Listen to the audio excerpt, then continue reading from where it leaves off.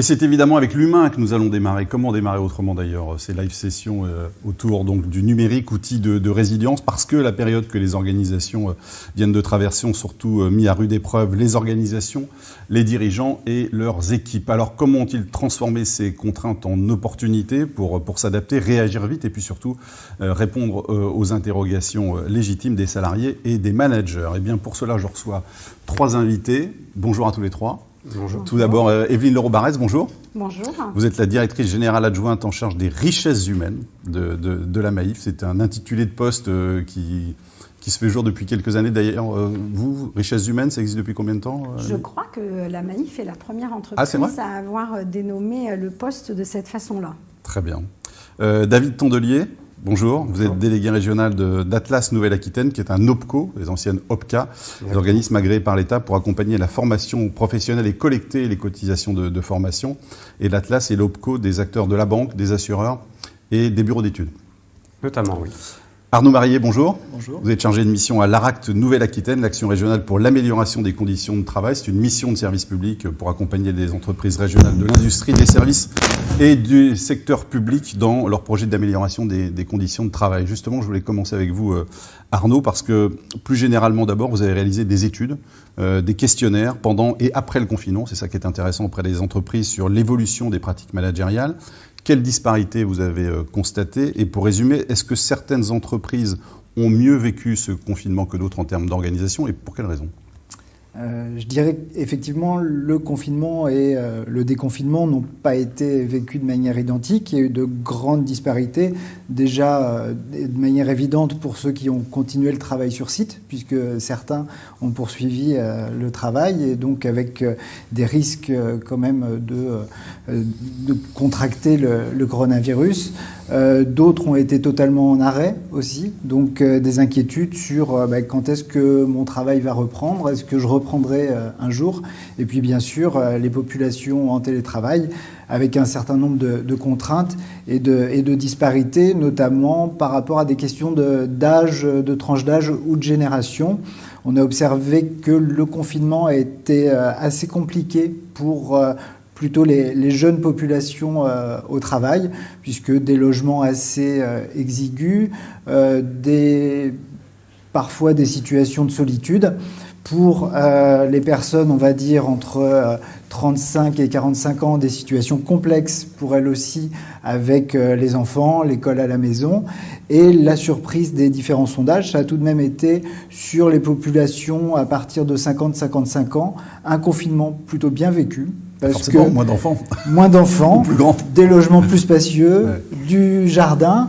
Ouais. Et puis, on a découvert des populations, ma foi, assez à l'aise avec les outils numériques. Donc, un confinement et un déconfinement pour ces télétravailleurs, on va dire seniors, qui s'est plutôt très bien passé.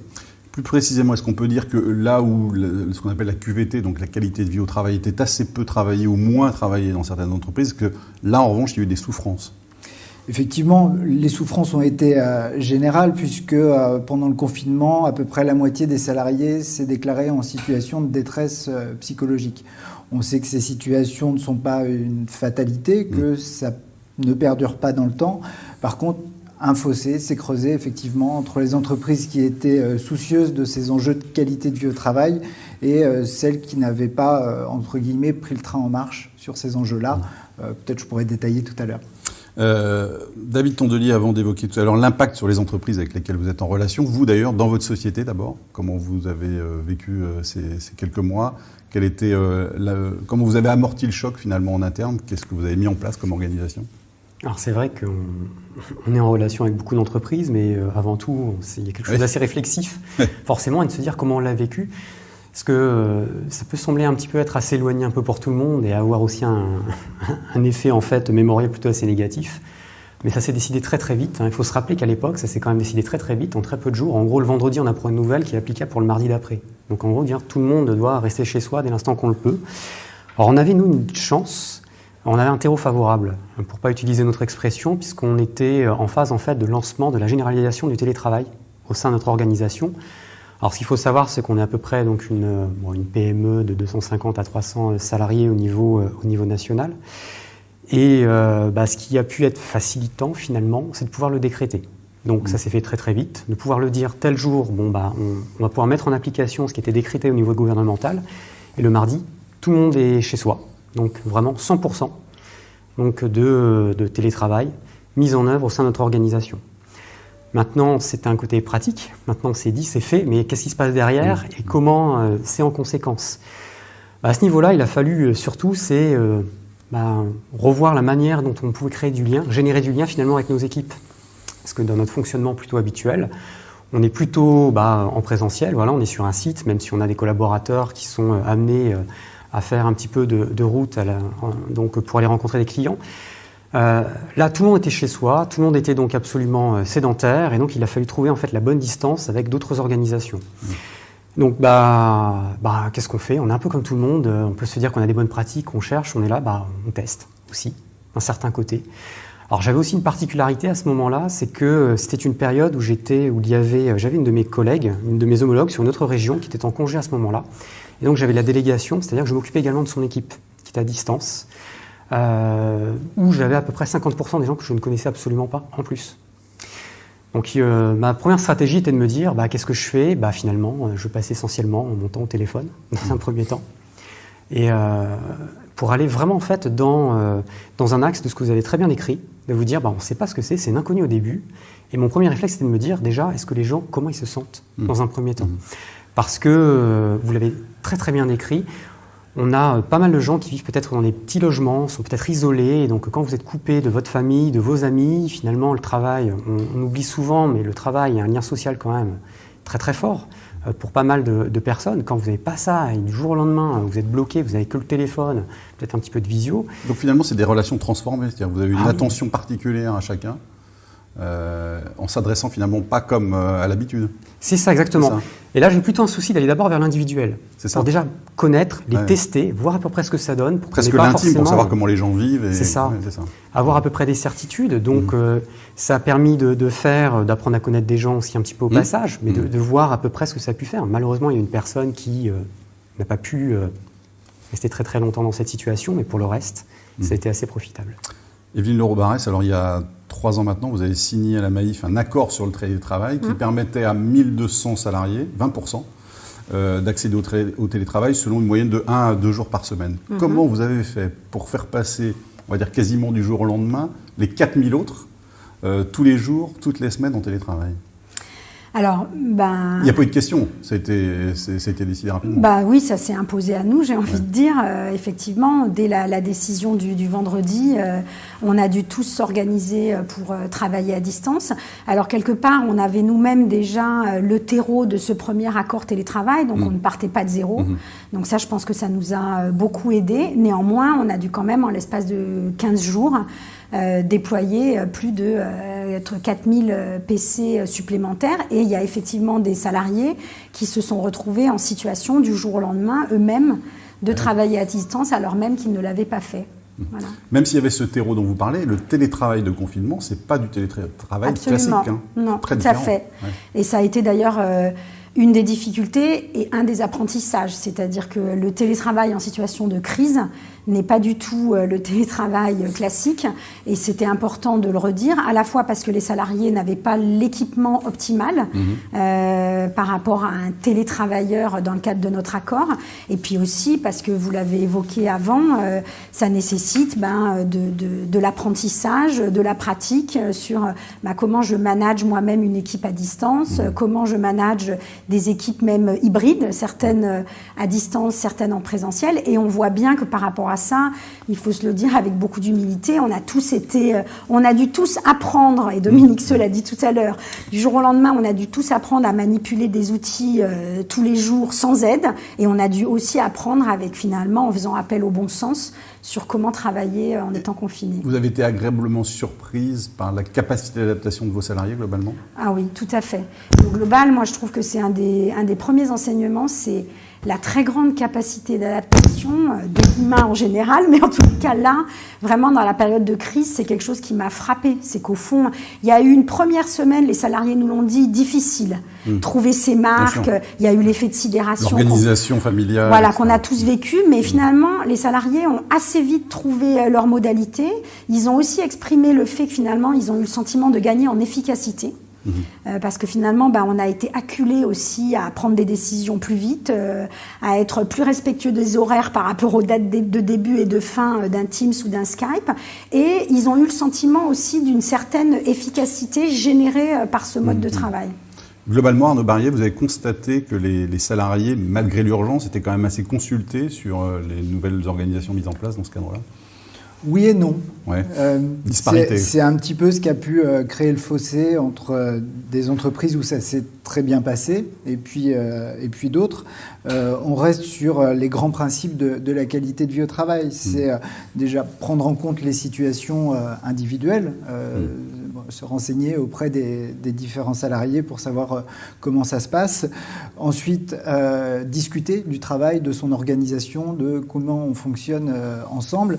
Et puis surtout, expérimenter, s'autoriser l'expérimentation. On expérimente telle organisation, on la teste et puis on voit si ça marche ou pas. Si ça marche pas, on fait autrement.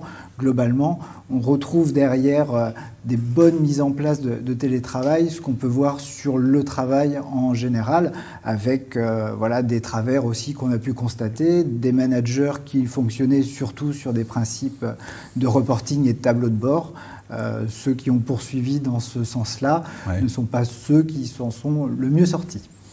Oui, c'est évidemment un vrai sujet, ça a l'impact sur les managers. Evelyne Leroux-Barrès. Est-ce qu'on peut dire que le travail à distance a renforcé leur légitimité? Alors oui, paradoxalement, je pense que oui. Et même leur sentiment d'utilité? Oui, je pense que les managers, en tous les cas, c'est ce qu'ils nous ont dit, ont finalement vécu pendant cette période de confinement et puis ensuite de déconfinement, probablement l'importance de leur rôle.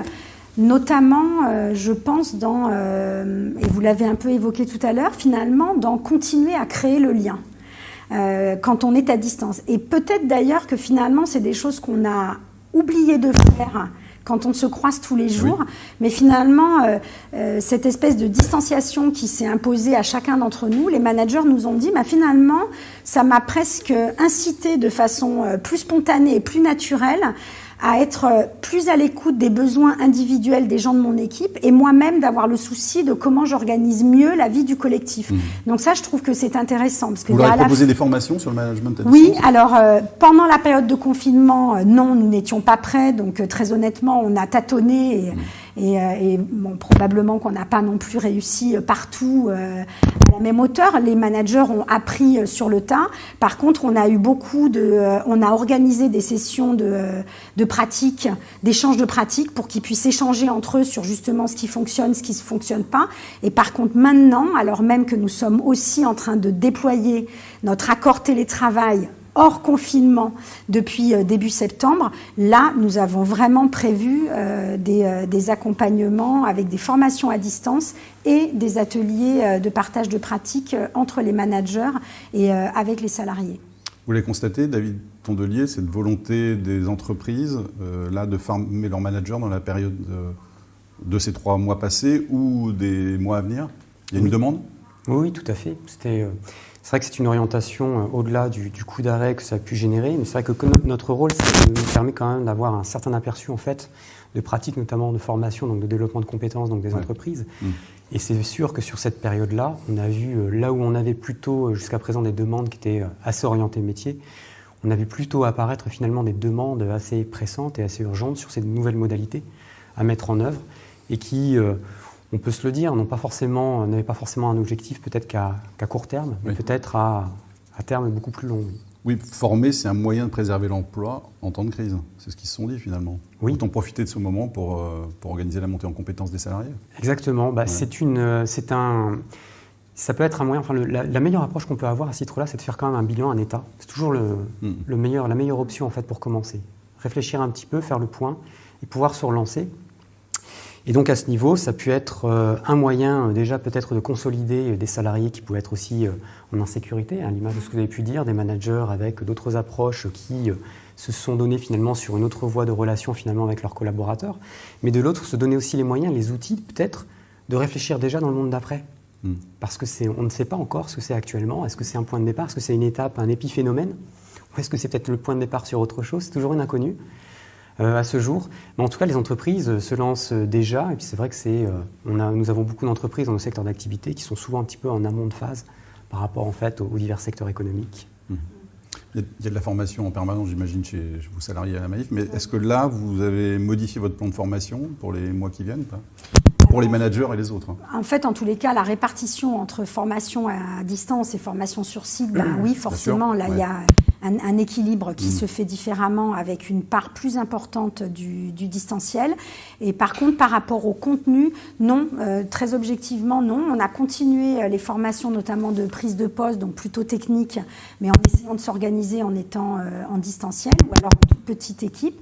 Et les formations plutôt sur la partie comportement managérial, elles existent déjà chez nous et elles ont déjà une part assez importante. Par contre, on a eu l'enjeu sur ces formations-là où, à mon avis, on était moins préparé que sur les formations techniques à être capable justement de les animer à distance. Ce qui n'est pas complètement simple, parce qu'on est sur une matière molle, on est sur l'humain, et ça nous pose donc cette problématique de se dire comment fait-on pour pouvoir parler de ça nous-mêmes en étant à distance. Voilà.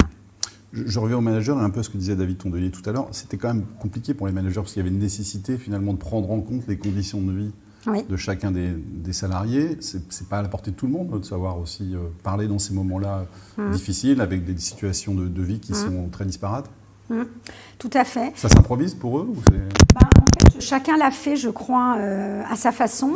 Ce que j'ai retenu, c'est que, et j'ai trouvé que c'était une bonne pratique, beaucoup en fait ont organisé des sessions thé ou café tous les jours, justement pour finalement ritualiser des moments où on n'est pas forcément sur un sujet, une thématique de travail, mais où on prend le temps collectivement de se dire comment ça va, comment ça se passe chez toi, avec d'ailleurs finalement, chose qu'on ne fait jamais non plus, parce qu'on rentrait dans l'intimité des gens, et ça a été aussi une occasion de partage et de dialogue qu'on n'a pas forcément en temps normal. Arnaud Barrier, est-ce que, j'imagine, vous avez fait le constat que où il pouvait y avoir des difficultés auparavant de relations entre les managers et leurs équipes, elles ont dû s'exacerber évidemment pendant cette période de confinement, et si oui, avec quelles conséquences? Je dirais qu'il y a pu y avoir des moments de rupture, surtout sur la question du sens donné à l'activité. On voit que vraiment le delta s'est creusé, surtout la capacité des managers à gérer différentes temporalités. Gérer l'urgence avec des situations individuelles, le fait de devoir gérer les enfants, etc. Gérer le moyen terme, comment je me projette dans mon activité à 1 mois, 2 mois. Et puis surtout, se projeter dans l'avenir, donner une ligne d'horizon, redonner du sens à l'activité. C'est ça qui a permis à certains managers d'être relativement performants, voire même, on a un certain nombre d'études qui le montrent. Pendant la crise, la confiance en l'entreprise, l'engagement s'est développé dans certaines structures, alors qu'on aurait pu penser qu'il s'est affaissé pour l'ensemble des entreprises et des salariés. Non, à travers le fait qu'une entreprise peut réinventer sa stratégie, associer les salariés, repenser son management, ça renforce la confiance de certains salariés. Donc ces entreprises déjà habituées à travailler la QVT sont ressorties encore plus fortes du confinement et du déconfinement. Et par contre, sur celles qui avaient déjà des pratiques, on va dire, compliquées ou qui ne donnaient pas satisfaction en termes de management, je pense que là, on commence un acte 3 de remise en question. Il y a une prise de conscience, là. En tout cas, je pense nécessaire pour un certain nombre d'entreprises. Ça a renforcé le sentiment d'appartenance à l'entreprise. Vous avez senti ça, Evelyne Leroux-Barrès, ou pas? Oui, globalement, très fortement. Alors nous, c'est vrai que ce sentiment d'appartenance et ce sentiment de fierté, je pense qu'il a été aussi très fortement porté par les différentes mesures et décisions qui ont été prises, à la fois en interne, par rapport aux salariés et aussi par rapport à la mesure sociétaire. En tous les cas, juste pour préciser la mesure sociétaire, c'est-à-dire la sinistralité, comme on l'appelle, a baissé évidemment pendant la période de confinement. Donc les 100 millions à peu près d'euros, vous les avez redistribués aux sociétaires, c'est ça? En fait, on a considéré effectivement que pendant la période du confinement, il y avait eu en moyenne donc 8 semaines d'immobilisation des véhicules. Et donc donc c'est cette charge de sinistre qui finalement n'est pas advenue, a été effectivement restituée à nos sociétaires, ce qui correspondait en moyenne, puisqu'on pour un véhicule, c'était l'équivalent de 30 €, donc pour chaque sociétaire, c'était 50 €. Et à ce moment-là, il avait la possibilité soit de recevoir cet argent, donc d'être lui-même remboursé, ou alors de faire un don auprès de 3 associations que nous avions donc sélectionnées. D'accord. Et ça a remporté ce sentiment d'appartenance et d'attachement à l'entreprise. Oui, ça a été une vraie fierté, je pense, parce que dans notre raison d'être, on parle de l'attention sincère à l'autre. Et finalement, à travers la crise du Covid, je pense qu'on a été dans l'urgence de finalement rendre tangible et matérialiser cette raison d'être. Et l'attention sincère, elle s'est exprimée, selon moi, à la fois vis-à-vis de l'externe et de nos sociétaires, et aussi vis-à-vis de nos salariés. Et oui, je pense que ça a été ce qu'on appelle un moment de vérité. Et c'est assez rare pour le souligner. Et je pense effectivement que ça a eu une vraie résonance pour nos salariés et donc un vrai sentiment de fierté. Est-ce que, Arnaud Barrier, ça n'a pas été aussi un moment de vérité pour certains salariés qui pouvaient s'interroger déjà sur leur avenir professionnel et qui ont là trouvé un moment un peu plus opportun, plus calme pour y réfléchir ? Oui, ça fait partie des éléments qui ont été identifiés dès le début du confinement sur une possible remise en question quasi existentielle de mon activité, mon poste de travail, ma vie professionnelle, ma vie personnelle. On commence à en voir certains effets, notamment sur des collectivités territoriales qu'on accompagne, où on constate déjà du turnover lié à j'ai fait mon bilan, mon introspection, mon bilan de compétences pendant le confinement et je ne souhaite plus poursuivre sur cette activité ou avec cette entreprise. On a déjà des signaux dans ce sens-là. Vous avez vu des demandes émerger dans ce sens, Evelyne ? Alors, pas de faire un nouveau métier, mais en tous les cas, clairement... de pouvoir avoir la généralisation du télétravail, c'est-à-dire que nos salariés... Ah oui, alors ça oui. Voilà, même si nous avions... Pas de changement de vie professionnelle, de quitter l'entreprise. Non, parce que je pense aussi que l'exemple que vous citez, nous, on a la chance d'être représentés sur tout le territoire français, dans des villes moyennes, donc je pense qu'on n'a pas forcément la même problématique que certaines entreprises, où là, je pense que les choses sont très accentuées par rapport aux questions existentielles qu'on puisse poser. On est très peu présent en région parisienne, on l'est, mais voilà, de façon minoritaire, et on est représenté partout sur le territoire. Donc je pense que les salariés, ça a plus éveillé l'appétence à travailler à distance, à pouvoir avoir cette alternance entre travail sur site et travail à distance. Mais autrement, non, en tous les cas, au moment où je vous parle, j'ai pas eu de demande de reconversion dans le sens j'ai envie de changer de métier, voire même j'ai envie de faire complètement autre chose. Je pense vraiment que c'est plutôt sur j'ai envie de travailler différemment. Ouais. Alors on va y revenir parce que vous avez élargi cet accord sur le télétravail. Juste David Tondelier, vous nous avez raconté tout à l'heure l'urgence qui a été la vôtre pour mettre en place cette nouvelle organisation. Il y a un avant-après pour vous ou pas dans votre entreprise ? Alors pour l'instant, on repart plutôt vers une certaine normalisation, je dirais en termes de travail quotidien, d'organisation. Maintenant, je dirais que c'est pas tout est passé, on revient vraiment sur une normalité, on garde quand même un petit peu des réflexes et des pratiques quand même qui ont été faits et pour lesquels on a trouvé justement des avantages. C'était bien ça aussi l'intérêt, c'est que ça reste quand même un côté un petit peu leçon. Donc dans la relation avec les autres. Alors ça a permis notamment donc à pas mal de collaborateurs de franchir le cap un peu plus du télétravail. Donc sur ce volet, donc on était plutôt sur un format expérimental maintenant, donc ça se déploie en fait à l'échelle nationale et y compris au niveau régional. Et donc c'est toutes les questions en fait sur lesquelles on est en train de trouver le bon positionnement et de commencer déjà à voir aussi le télétravail, c'est une découverte et de voir quelle peut être la meilleure approche aussi à mettre en œuvre avec les avantages et les inconvénients. Et c'est c'est toujours les expérimentations en cours. L'ambiance a changé, vous sentez ou pas ? L'ambiance a changé ? Ouais. Non. Alors non, mais parce que l'ambiance était déjà bonne, je veux dire. Elle le reste toujours. C'est important aussi de le dire, mais je dirais il y a quand même des actes de satisfaction qui ont pu se rajouter justement sur cette possibilité qui leur a été offerte, parce que il faut le voir peut-être d'une organisation à l'autre, mais nous on l'a quand même largement constaté dans notre organisation. Les gens sont trouvés du jour au lendemain en télétravail. Il y a peut-être cette rupture, et finalement ils sont quand même majoritairement plus. Ouais.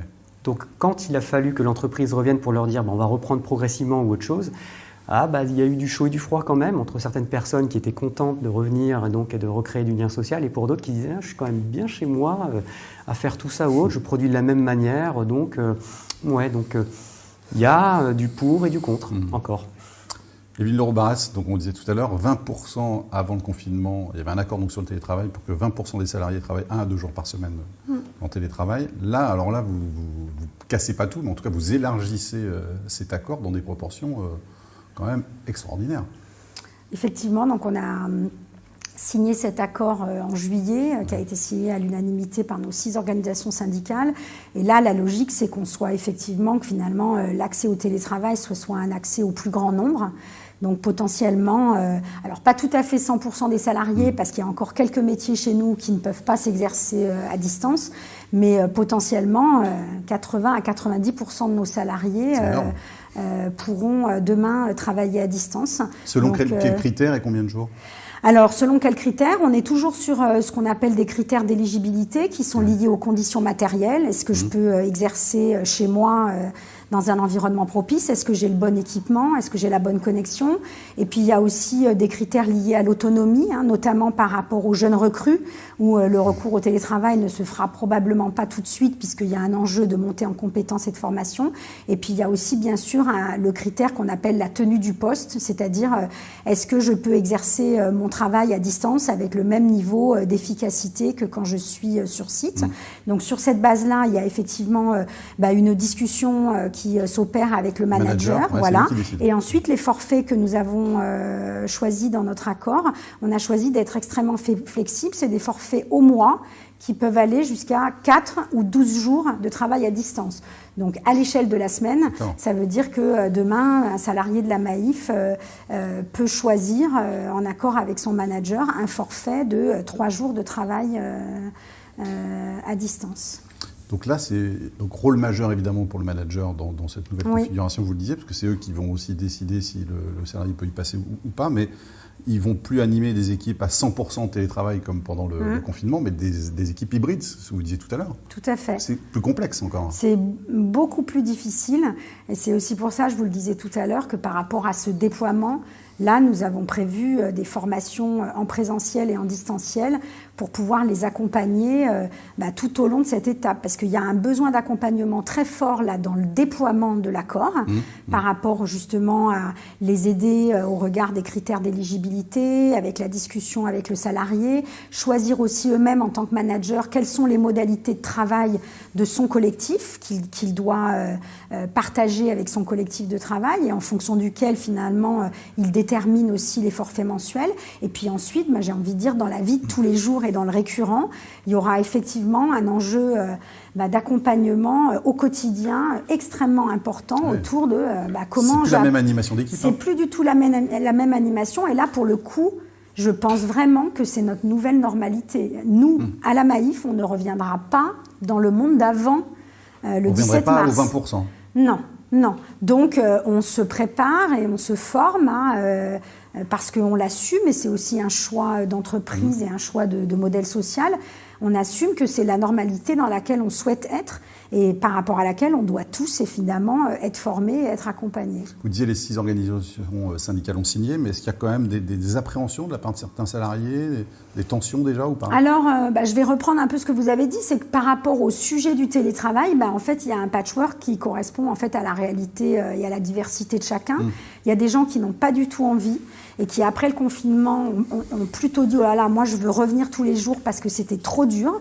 Et c'est souvent des gens qui sont seuls et pour qui le travail a un enjeu de lien social extrêmement fort.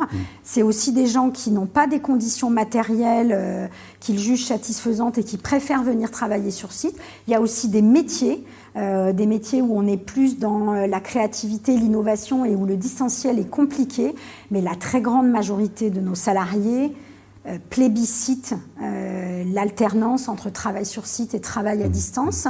Et ils ressentent aussi le besoin eux-mêmes d'être accompagnés par rapport à ça, parce que autant on a dû le faire avec le bon sens et on a dû finalement s'improviser manager ou collaborateur à distance, mais demain, si c'est la modalité de travail dans laquelle on doit s'installer, cette hybridation, on doit apprendre, progresser, probablement faire des erreurs et partager pour essayer aussi de développer des bonnes pratiques. On nous demande sur Twitter, parce que vous pouvez poser vos questions, je vous le rappelle, via Twitter, si vous avez vu une augmentation des tensions entre collaborateurs et managers pendant la période et comment elles ont été gérées en distanciel. Comment vous l'anticipez d'ailleurs, s'il y en a eu pour la suite?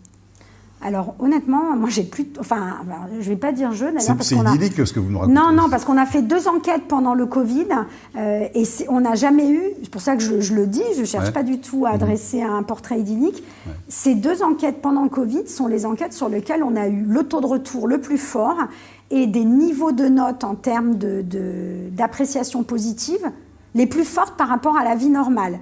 Donc, quand je vous dis ça, je pense que quand nous allons revenir à la vie normale, probablement qu'on va aussi revenir à des niveaux de notes, je veux dire, avec des disparités. Mais en tous les cas, ce qui est certain, c'est que pendant le confinement, il se trouve à la fois que c'est le moment où les managers ont été le plus plébiscités par leurs collaborateurs par rapport à leur rôle. Ah oui. Voilà, donc ça, c'est quand même une réalité et je ne l'invente pas.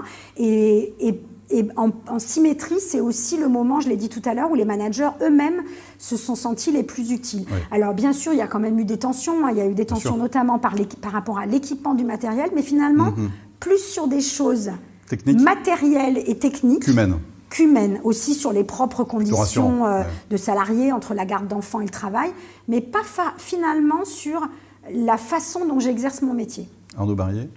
Sur les tensions et comment elles ont pu être réglées en distanciel? Sur les sondages qu'on a pu effectuer auprès de quelques entreprises, on s'est aperçu que les managers ont été plutôt à la hauteur ou au rendez-vous pendant la phase de confinement. On voit aussi poindre aujourd'hui un certain nombre de difficultés, notamment sur les questions d'équité. D'engagement dans le travail, soit pendant la période de confinement, et notamment les questions de primes qui émergent dans certains secteurs. Donc là, les managers sont directement renvoyés au registre de l'évaluation du travail et de la qualité du travail, au registre de l'évaluation de l'investissement des uns et des autres, les uns disant mais moi j'ai pas pu m'investir parce que mon activité a été complètement arrêtée.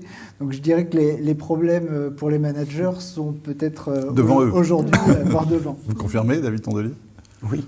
Ah oui, c'est des aspects comme ceux-là qui font. Donc on a toute cette phase en fait d'inconnus, exactement, qui sont générés un petit peu par tout ça et sur lequel on se doit de rester vraiment totalement toujours ouvert, vigilant.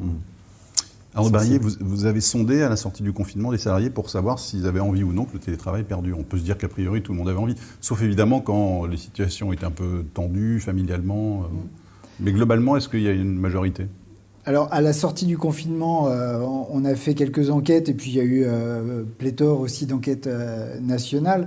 Je pense notamment à une enquête du Parisien qui démontrait que 90% des salariés souhaitaient poursuivre le télétravail. Mais sans les enfants. Sans les enfants, bien sûr, et peut-être pas 5 jours par semaine. Mais par contre, seulement 26% des dirigeants étaient disposés à le faire. Donc on a un petit delta entre 26% et 90%. Je pense qu'il est aujourd'hui au cœur des discussions, puisqu'on vit une sorte d'acte 3 après l'avant-confinement, le confinement qui était un mode de télétravail un peu particulier, et puis maintenant où on réfléchit sur un mode de télétravail en rythme de croisière, je pourrais dire. Donc là, les discussions sont maintenant. Je dirais que sur le télétravail, ce qui est au cœur des discussions aujourd'hui, c'est pour les managers ne plus raisonner à l'échelle d'un poste en général, mais d'activités en particulier, puisque sur un poste, il peut y avoir certaines activités télétravaillables ou pas, et puis revenir à ces questions d'évaluation de la qualité du travail, de l'efficacité, comme vous disiez, parce que la qualité de vie au travail, ça passe par un travail de qualité. Donc il faut pouvoir le manager et l'évaluer. Evelyne Robin, s'il n'y avait pas eu ce confinement, s'il n'y avait pas eu ce passage à 100% des salariés en télétravail, est-ce que vous auriez renégocié cet accord, ou en tout cas signé cet avenant dans d'aussi larges proportions, passant de 20 à 90%?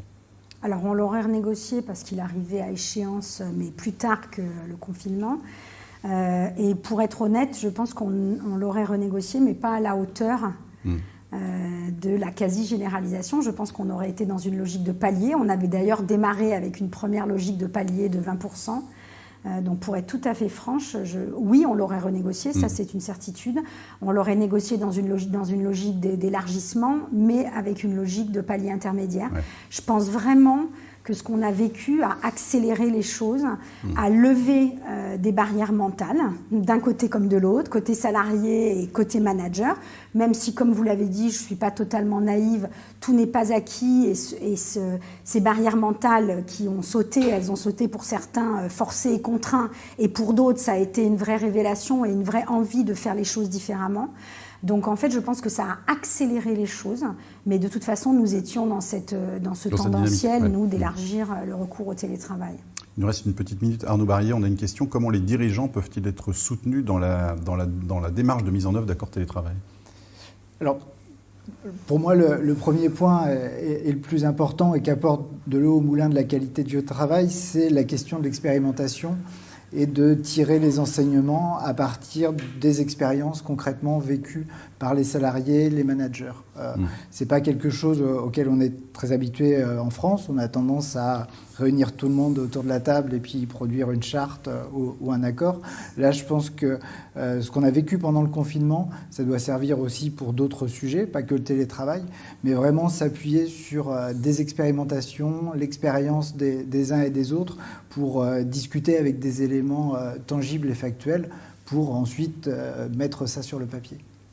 Dernière question, Evelyne Leroux-Barrès. Avec cet accord que vous avez signé, et puis globalement dans les autres entreprises, avec le télétravail, les collaborateurs vont moins se voir. Est-ce que vous pensez que lorsqu'ils seront à l'entreprise, ils se verront mieux? Alors, c'est ce que j'espère. C'est le pari qu'il faut faire, c'est que je pense effectivement que ce que ça va modifier profondément, c'est ça, c'est que l'enjeu, c'est qu'on va effectivement moins se voir et que quand on reviendra sur site, ce sera pour se voir, pas de façon subie, mais de façon choisie.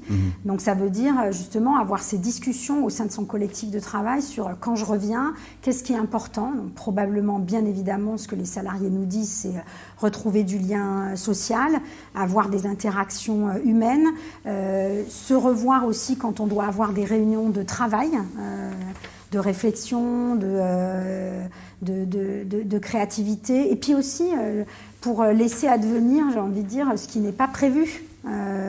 Les conflits aussi, les frottements, tout ce qui fait aussi le sel de se voir physiquement, parce qu'on voit quand même que le distanciel, on a pu en souffrir aussi les uns et les autres, c'est que finalement on rentre aussi dans un fonctionnement très mécanique de notre activité. On enchaîne les réunions Teams, les Skype, etc. Et on voit bien que ces interactions, c'est aussi ce qui nous nourrit, d'abord parce que ça nous permet de changer de rythme, et puis parce que ce qui nous nourrit, c'est aussi d'interagir avec les autres, avec une vraie rencontre. Donc oui, l'enjeu demain, ce sera de bien réfléchir individuellement et collectivement. Quand je reviens pourquoi? Qu'est-ce qui est important pour moi? Dit autrement, on ne peut pas revenir sur site pour se remettre dans un bureau individuel et ne voir personne. Je suis caricaturale, mais c'est ça que ça va venir modifier. Et je pense d'ailleurs que ça va aussi venir modifier la façon dont nos espaces de travail sont aujourd'hui conçus. Puisque quand on va revenir pour certains types de réunions, certains types de collaborations. Et il va falloir aussi qu'on repense nos espaces de travail par rapport à ces nouveaux enjeux. Merci beaucoup à tous les trois pour vos éclairages, c'était très intéressant cet échange. On va le poursuivre d'ailleurs maintenant parce qu'on va retrouver Clément Lessort dans l'autre studio avec un autre retour d'expérience, celui d'une entreprise niortaise à nouveau. Clément, on vous rejoint.